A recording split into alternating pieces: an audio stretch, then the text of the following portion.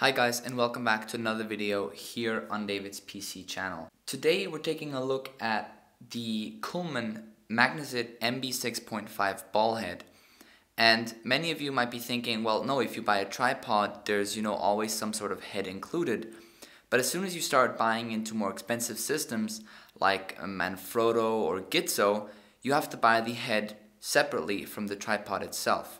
And that's why I decided to buy the Cullmann Magnesit MB6.5 for my photography and video requirements. That's only the box, so let's take a look at what's inside the box. Inside the cardboard box, you will find a protective pouch made of a nice material, and it also has a belt strap on the back side, which means you can actually attach this to your belt if you have an arrangement of ball heads or pan heads, three-way heads that you attach to your tripod. This is kind of a neat feature, and it has a zipper on the top to open it up.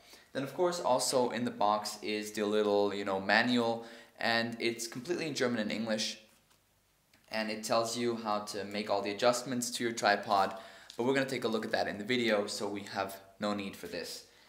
What I want to say, and I forgot kind of in the introduction, is it comes with a 10-year warranty.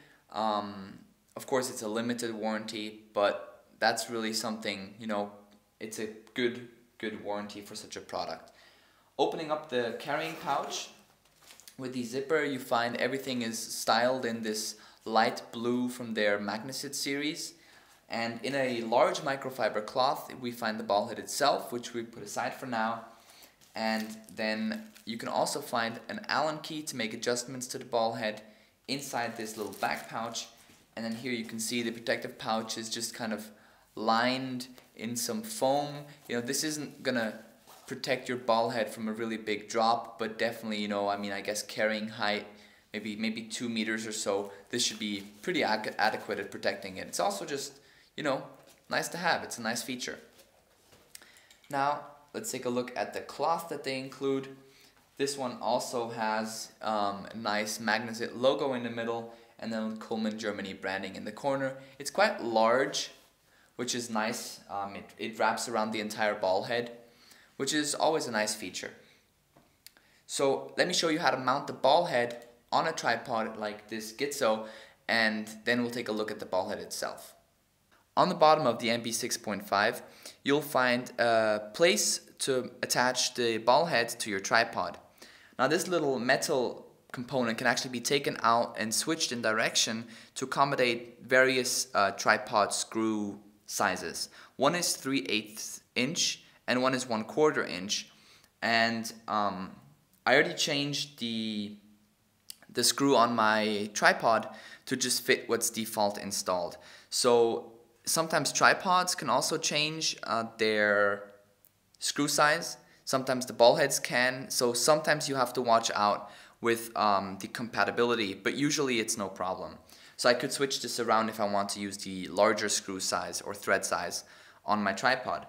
But for mounting this, I basically place the ball head and screw.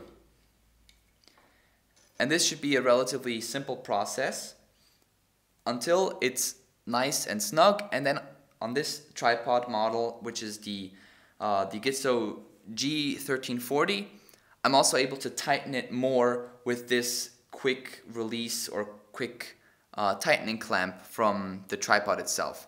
But otherwise, you can just tighten this hand tight and it's not going to go anywhere. So now that we've mounted it to our tripod, let's find out how we would mount a camera to this ball head. Now, before you can actually mount anything to your ball head, you first need to remove the quick disconnect plate in the top here.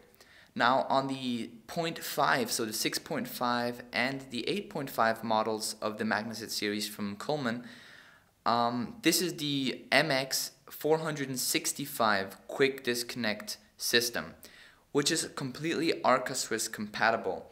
Now many of you will probably not know what Arca Swiss is if you're not into camera equipment, but Arca Swiss is the industry standard for plates and connectors or ball heads and gimbal heads and all types of camera accessories. So this is a great feature because the lower end quick disconnect plates don't clamp to Arca Swiss standard plates, which makes it less compatible. Now to be able to remove this, or to show you how to remove this, I'm going to loosen the panorama knob here so that I can swivel the ball head like so. Now what you first need to do is release the quick disconnect plate. And what I noticed at first is that this is actually really tight, but it actually becomes it appears less tight once you have a camera mounted to it.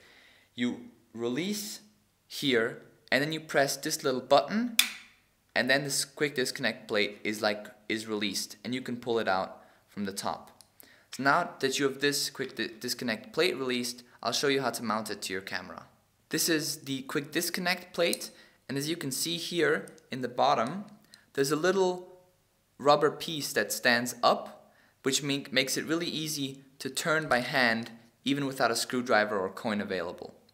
Now, for a lack of a better comparison, I don't actually have another camera here, but I have a battery grip here. I'm going to show you how to mount this to a battery grip. So all you need to do is align the screws, and then tighten it a little bit. And then as soon as you have it tightened a little bit, I would make sure that it's aligned completely straight, like so that you're going to be able to mount your camera in the exact proper, direction orientation. And then once that's done, tighten it all the way down. And as soon as that is done, you're able to mount it to your camera again. Let me show you how to do that as well. To mount, in this case, the battery grip and the quick disconnect plate back to the ball head itself, all you need to do is make sure that the lever here is in the released position, and then slide in the disconnect plate from the top like so, and press down firmly. You'll hear it snap in, and then you're able to clamp down with the lever, and it's firmly secured to your ball head now.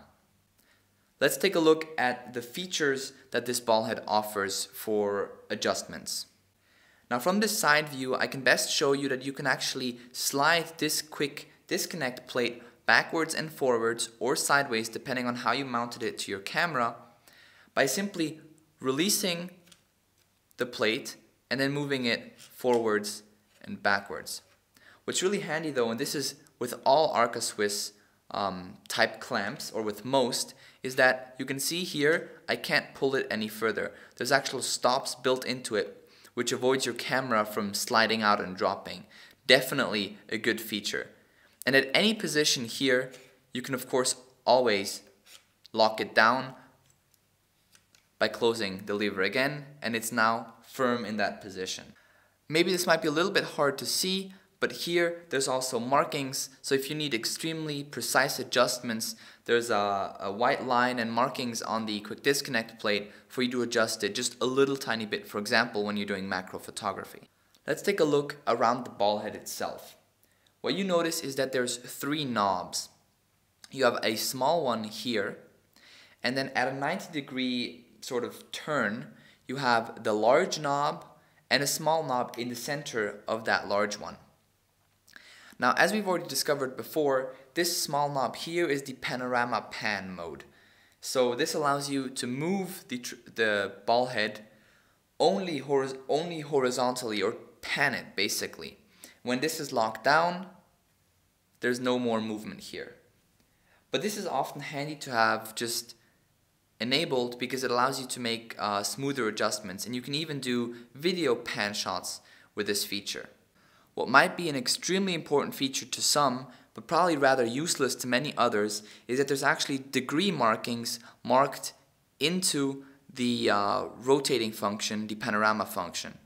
Now once again, this is probably only really important for you if, let's say you're doing macro photography and you need to make extremely small adjustments, or for example you have a tripod set up a certain way and you want to record at which rotation it was. Then of course this is a helpful feature. But for everyday shooting, it's not exactly necessary, but it's still nice that Cullmann decided to include it. Moving on to the large and the small knob located right here.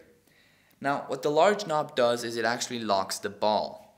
Now, this is a 44mm ball, unless I'm mistaken, and basically the larger the ball, the easier it would be to grip. but also the larger the ball head becomes. So by just releasing this, and I tighten it quite well now, allows you to move the ball head around and thus adjust your camera. Now what the small knob here does is it increases or decreases the friction. Now the whole idea or principle behind friction is that even when you by accident release your ball head, that you can adjust for a higher friction if you have a tele lens attached, so that it doesn't slide down and damages something. So by increasing the friction, it becomes increasingly difficult to adjust the ball head. This is the loosest it gets, but then by completely getting rid of all friction, you have an extremely smooth experience. For example, if you have a point and shoot or a small camera. But for DSLRs, I found somewhere in the middle is probably the best compromise, because it allows you to lock quickly, release quickly, move about, and then get back to your photography business. So this is a feature that you'll find on most serious ball heads, simply because it's extremely practical to, have a friction adjust depending on the camera or lens you're using. Now one more thing that needs to be noted here is that this ball head cannot only be inclined to an angle like this, I hope you can see this alright, to an angle like this, limited by just where the ball is grabbed, but there's actually a cutout right here which allows you to move the camera in essentially a completely portrait, or depending on how you mount your camera, portrait orientation.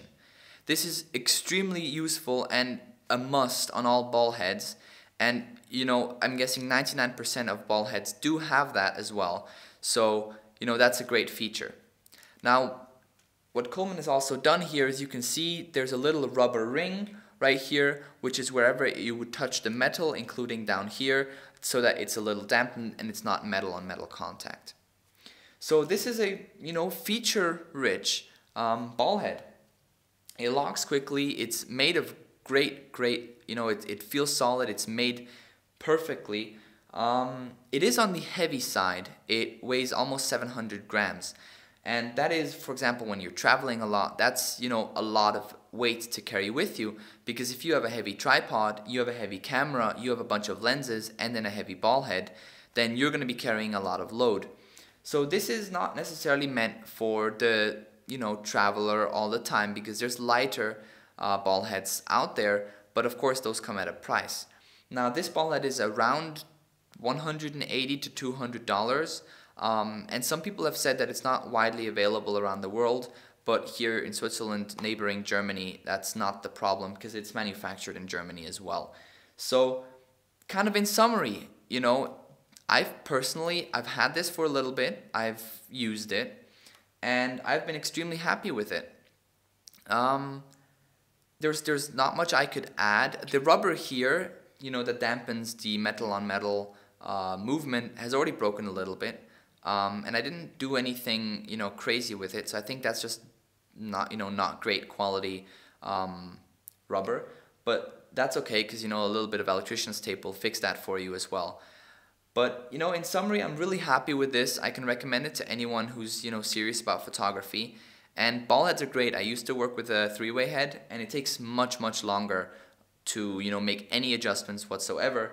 And a ball head really makes that simple, because you can go in, you can loosen one knob, frame your shot, tighten it, press the shutter button, and you have a great stable shot.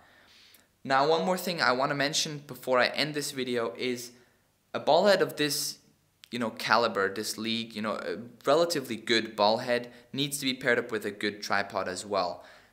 This is a Gitzo tripod. They make extremely sturdy and stable tripods. That's important, because you can have the heaviest and greatest and strongest ball head, but it doesn't really matter if your tripod is flimsy, or vice versa.